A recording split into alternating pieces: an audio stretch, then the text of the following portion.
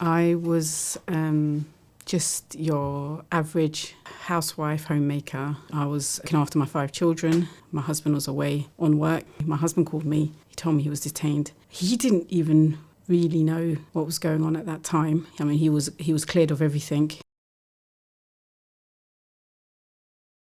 So my own arrest, it was a shock early in the morning, around 5 o'clock. I was awoken with several guns to my head, the police telling me to get up. I was sleeping in the living room and I had the younger kids. One was about 5 and the other children were in the other room, in the bedroom. So that was quite traumatic. It is still traumatic to this day for the younger ones. They still feel the effects of it. So they were taken out. So all 5 were in the other room. I was left in that room. I was strip searched. I was arrested. I was quite numb. I could hear the police in the kitchen with one of my younger ones. They were like, "Do you want some breakfast? Do you want a bacon sandwich?" I found all that a bit, obviously shocking, and I don't know if they were trying to antagonise me. They wouldn't let any of us use the bathrooms without somebody else being in the toilet as well. I thought that was difficult for me to see for the kids because, they were children under the age of 16. I think the oldest one at the time was 14. I just felt numb. I felt everything was out of my control. I couldn't protect the children. I couldn't intervene for them. They are very close to me. They're like, everyone always calls them my ducklings because they're always following me around. Very difficult for them to have that separation. They couldn't come to me. They couldn't ask me, even the toilet situation. When you wake up, that's the first thing you want to do. You want to go to the bathroom. They found that quite distressing. Even though it's been 5 years since I've come out of prison, this day I can say every time I leave the house, it's like, it's where you're going, who's going with you, what time are you coming back. One of my children, she developed extreme eczema at the time of my arrest. It was really, really bad where she had to go into hospital. We were confused because none of my other children really had it. The hospitals explained that it can be brought on by stress, and it was so obvious that it was because it was so severe when the separation happened. And then the second I was out and I was taking care of her myself, her symptoms literally disappeared after a couple of months. It went from extreme eczema to almost nothing. If I'm upstairs, she won't go downstairs by herself. If I'm downstairs, she won't go upstairs by herself. She always needs to know that I'm nearby, that I'm close. Even though it's been 5 years, if I go outside, she'll insist on coming with me. Even if I say I'm just quickly popping out, you can see she has that anxiety. It's clear to anyone to see that they're impacted by it. After he was released, extremely relieved because my children were without a mum and dad at that point. They were staying all over the place. It's a lot to ask for family members to look after all 5. So there were stages where they were separated as well. And it was difficult for them. It was difficult for us. So when he did come back, it was that relief knowing that there was a parent going to be there for them. It wasn't plain sailing either, though. I thought he was going to come back. He wasn't charged with anything. They literally take you. You haven't done anything. You haven't been charged with anything. You're not even suspected of anything. He's a family man. He has children. But to literally pick him up, place him anywhere in the UK, he was placed over 100 miles away from where he normally is for 2 years. He had no access to any devices. You're given an extensive list of things that can breach your TPIM. This list, when I tell you that you could literally have Einstein's IQ, you're going to breach. It's almost designed to make you breach. Some of the restrictions would be the area you're living in, you're not allowed down certain roads. Because you're on a tracking system on you, they will know if you've entered down a particular road. It's not 1 or 2 roads. There was several no-zone areas.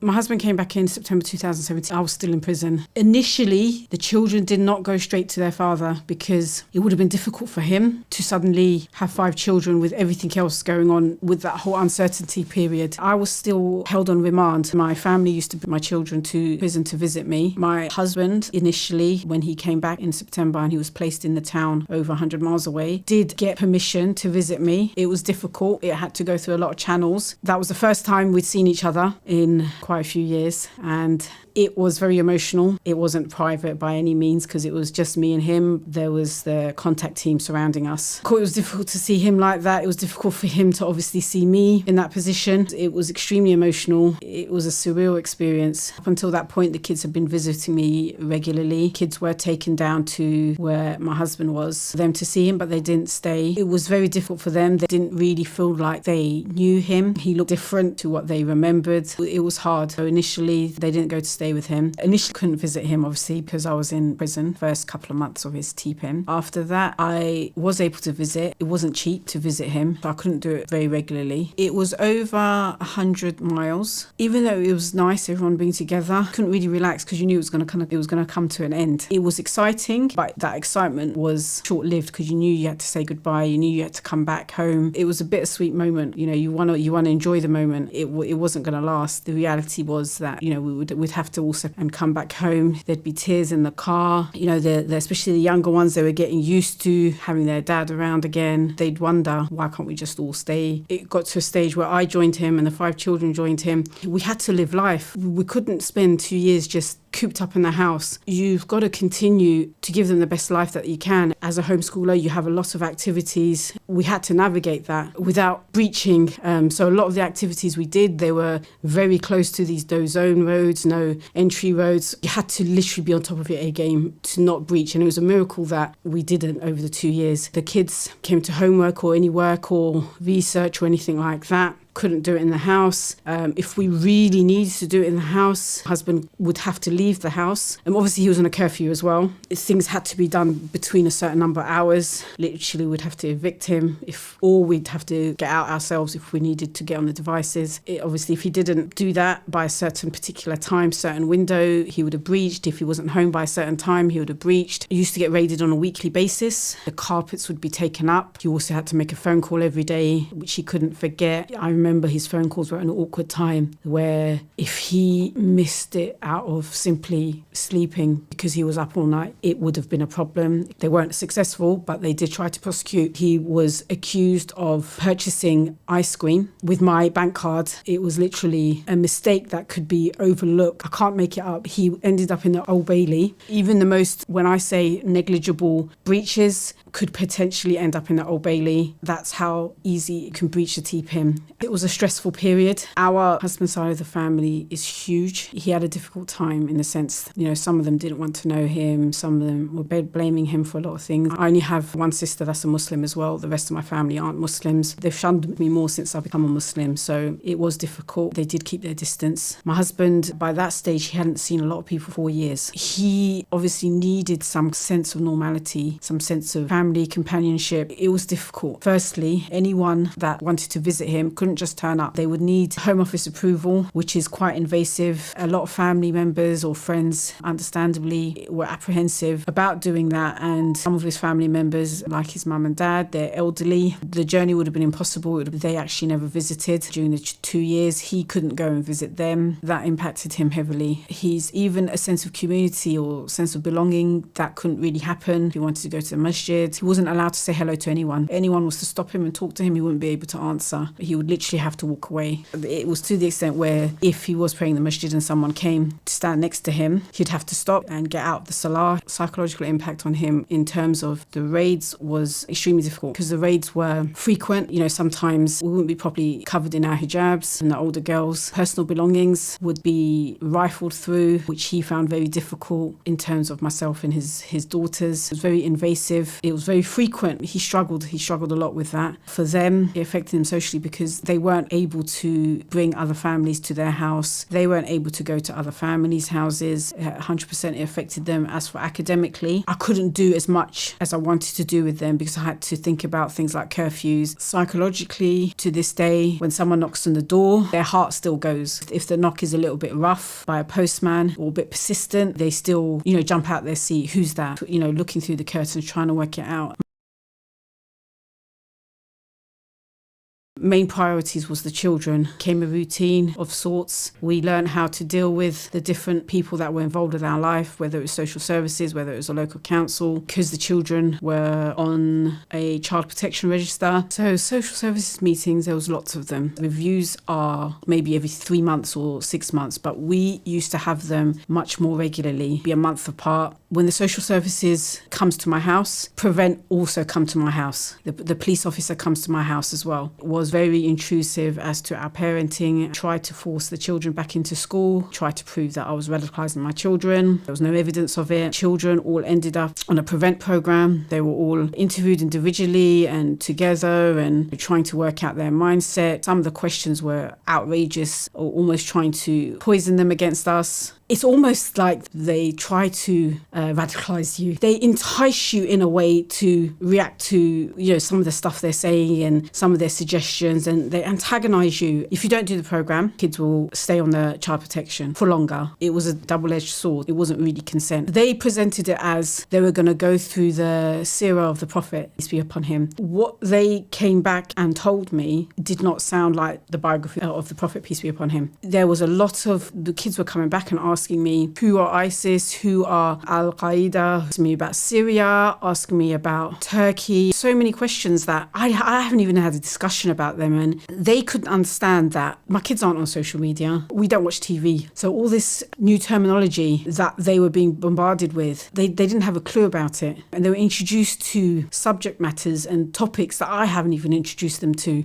I think he was only allowed a certain amount of money a day or per week. He had to sign at a police station every day by a certain time. Financially, it was very difficult. There were so many restrictions. You might as well basically say, don't bother stepping out your house. There is no job that is going to allow you to walk away a certain number of times a day to be able to go and sign on or make a phone call to the police station. He wouldn't have been allowed to go on any device that has internet access. It's a no-go. He can't do it. Driving jobs, etc. You wouldn't be able to do that. He's not allowed to drive any vehicle. You can literally pretty much discount 99.9% of jobs. He couldn't work for those years. The Home Office, they don't provide you with money during that period. I myself am still under 10-year notifications, so I have restrictions. I have to notify every little thing in my life when it comes to cars, phones, properties, bank accounts, anything like that. I can't just go do as I please without thinking 100 times if I'm breaching my notifications. So it was difficult work-wise.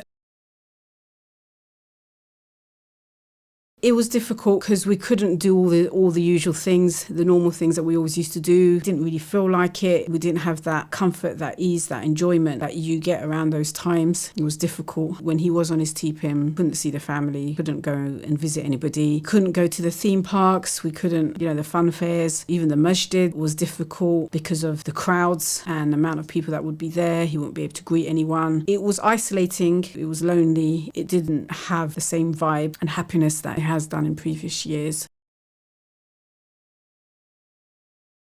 TPIM, the second it finishes, you basically get your life back. Every restriction he was under, every single one just ends, kind of just leave you in the lurch, in the sense that you've got to suddenly, with no money, and you're literally left to go to whichever town you want. We obviously chose to come back to our hometown, London, and you're expected to suddenly provide a roof over your head for your children. I know there are some people where all their assets would have been freezed during the TPIM. You don't have nothing to suddenly fall back on and sort your life out. You're not even given that opportunity. So my husband came out of restrictions, ended up being that the whole country was on, restrictions and lockdown and wasn't allowed out. So it was very difficult, again, to find work during that period, to find employment for jobs. Whenever in between we was again allowed out or, reintegrate into society, nothing was straightforward, nothing was simple. Psychologically for my husband to go about his daily life, still thinking he was on certain restrictions. He wouldn't walk into phone shops because he wasn't allowed to do that under a TPIM. When he used to see local community people he knew on the streets, he'd forget sometimes that he's allowed to greet them, to have a tag that he needed to charge twice a day. So he was physically restricted twice a day for 2 years on the TPIM, as he'd have to plug the machine, which was attached to his leg, which he couldn't take off. So he'd have to be near plug twice a day for a couple of hours. He used to wake up, panic almost, because that would be a breach if his tag. I know he had a lot of anxiety about that throughout that time. So it was difficult in the sense of trying to have some kind of normality normality initially. You're always second guessing what you can do, what you can't do, how things will be interpreted. Just get paranoid now, like for what reason are you being watched? How are they going to interpret certain things? Write something up, and it plays on your mind all the time. Even your children go out, they'll be paranoid if somebody asks them completely innocent question, but maybe something about their private life or their parent or something, but everything is just heightened. My home still gets searched. They do visit unannounced sometimes. They shouldn't be turning up at my door unannounced. I'll get a knock on my door to see where I am, what I'm doing.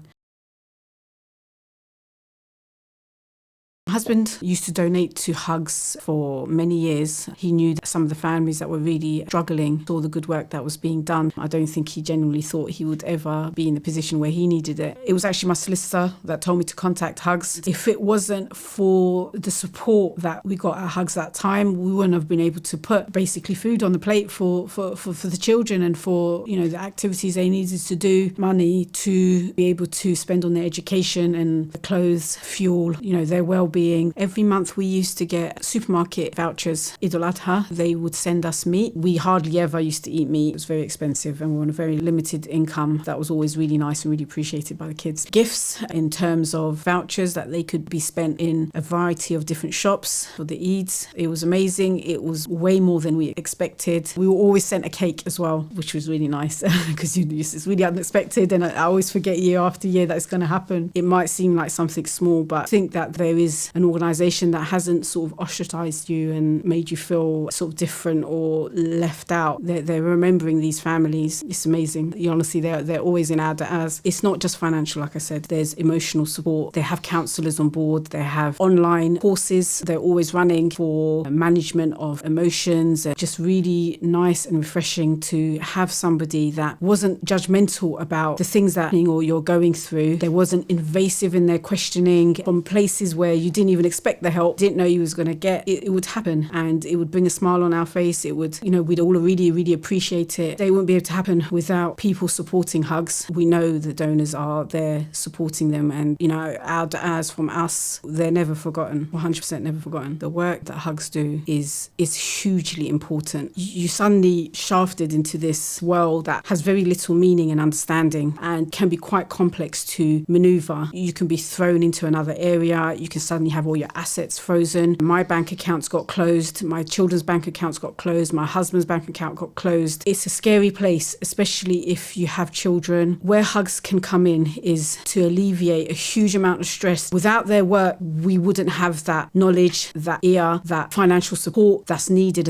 If they weren't there, your problems would feel almost double. The amount they alleviate, it has such a huge impact in the sense of ease that they bring emotionally, psychologically, financially. I can honestly say they've not let me down at all. And without them, I do not know what we'll be able to do, who they would turn to. Those wounds and that trauma, that anxiety is there, but you don't acknowledge them. Today, talking about it, I know I've still got a lot of healing to do just by talking about it. It still affects me just to be able to function from day to day. Obviously, because of the 10-year notifications, I'm still reminded of some of the trauma. I don't feel free. I probably was guilty of it once upon a time. When we look at families that have been affected by the legislation, you think that, they must have done something, they deserve the shunning of the community. It's such a wrong way to think. It could be a simple thing as having a video on your device that you didn't even know about. Maybe you didn't even open that link that someone sent you, and then the whole family suffers. It's not just the person, their wives or their husband or their children or their parents or their aunties or their siblings can potentially be affected. Their assets can be frozen, their money can be taken off them, their accounts can be closed, they could have lost their jobs. It affects the families, and it's not necessarily that these people have done something wrong.